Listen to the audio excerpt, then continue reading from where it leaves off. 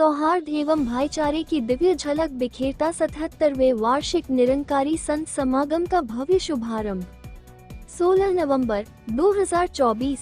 परमात्मा जानने योग्य है। इसे जानकर जब हम इसे अपने जीवन का आधार में बना लेते हैं, तब सहज रूप में हमारे जीवन में मानवीय गुणों का विस्तार होता चला जाता है।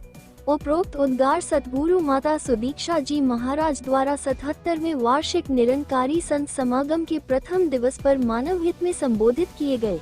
इस 3 दिवसीय संत समागम में केवल भारतवर्ष से ही नहीं, अपितु विश्व भर के अनेक स्थानों से लाखों की संख्या में श्रद्धालु भक्त सम्मिलित होकर समागम का भरपूर आनंद प्राप्त कर रहे हैं। सतगुरु माता जी ने विशाल सत्संग के रूप में एकत्रित सभी संतों को संबोधित करते हुए फरमाया कि वास्तविक रूप में असीम की ओर विस्तार, यह एक अंदर से बाहर की दिव्य यात्रा है।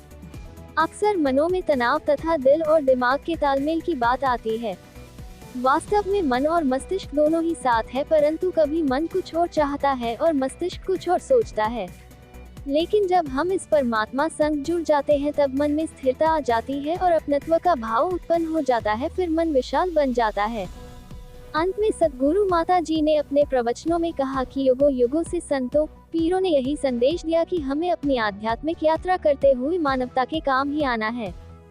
परमात्मा द्वारा प्रदान की हुई चीज एवं इंसानों ने भी जो आविष्कार किए हैं, उनका सदुपयोग करते हुए इस धरा को और अधिक फूलों से सुसज्जित खुली पालकी में दिव्य युगल विराजमान होकर श्रद्धालु भक्तों को अपना पावन आशीर्वाद प्रदान कर रहे थे और वहां उपस्थित सभी श्रद्धालु भक्त आनंदित होकर अपनी नम आंखों से हाथ जोड़ते हुए उनका स्वागत भक्तिभाव से कर रहे थे। दिव्यता का यह अनुपम नजारा मिलवर्तन की सुंदर भावना को वास्तविक रूप में साकार कर रहा था, जिसमें हर भक्त अपनी जाति, धर्म, भाषा को भुलाकर केवल प्रेमा भक्ति में सराबोर था।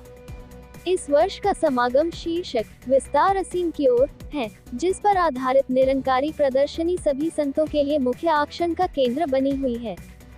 इस दिव्य प्रदर्शनी को मूलतः 3 भागों में विभाजित किया गया है, जिसके प्रथम भाग में भक्तों को मिशन के इतिहास, विचारधारा एवं सामयिक गतिविधियों के अतिरिक्त सतगुरु द्वारा देश व विदेशों में की गई दिव्य कल्याणकारी प्रचार यात्राओं की पर्याप्त जानकारी प्राप्त होगी। द्वितीय भाग में संत निरंकारी चैरिटेबल फाउंडेशन द्वारा स्वास्थ्य एवं समाज कल्याण विभाग के सभी उपक्रमों व गतिविधियों को दर्शाया जा रहा है। तृतीय भाग के अंतर्गत बाल प्रदर्शनी को बड़े ही मनमोहक व प्रेरणादायक रूप में बाल संतों द्वारा प्रदर्शित किया गया है। निरंकारी संत समागम पर भक्ति और भाईचारे की भावना से सराबोर अन्य पहलू आपके साथ आने वाले दिनों में साझा किए जाएंगे। सुंदर बनाना है। इससे पूर्व समागम स्थल पर आगमन होते ही सतगुरु माता जी व निरंकारी राजपिता जी का संत निरंकारी मंडल की कार्यकारिणी समिति के सदस्यों व अन्य अधिकारियों ने फूल मालाओं एवं पुष्प गुच्छ से स्वागत किया।